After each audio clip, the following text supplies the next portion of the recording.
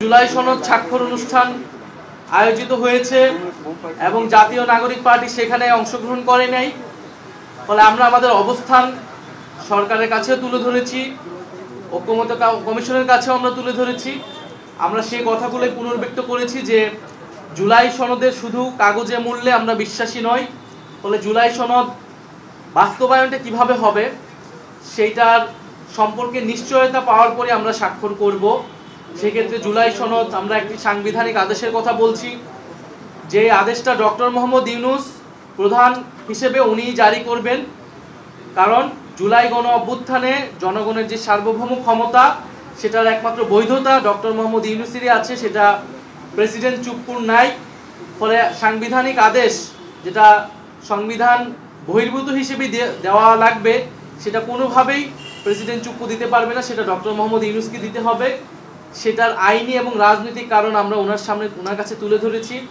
দ্বিতীয়ত note of ডিসেন্টের বিষয়টা আমরা বলেছি, নোট অফ ডিসেন্টের কোনো কার্যকারিতা থাকবে না।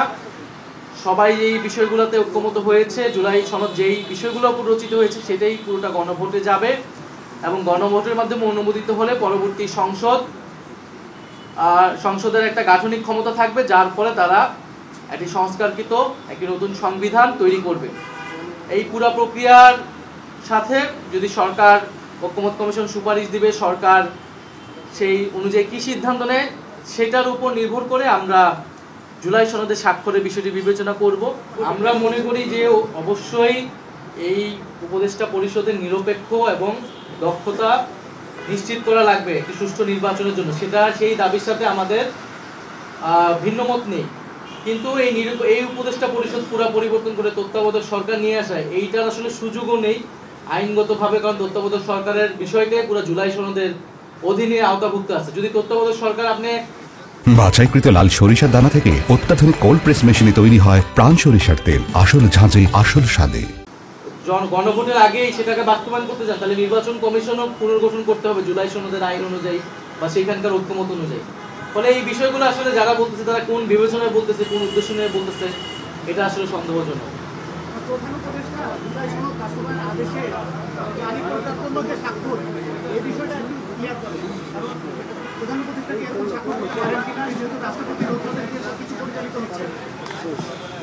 আমরা এটা স্পষ্ট করেছি যে জুলাই সনদের সাংবিধানিক আদেশ সেটা বিদ্যমান সংবিধানের অধীনে সম্ভব নয়, সেটা প্রেসিডেন্টই দিক অথবা প্রধান উপদেষ্টাই দিক।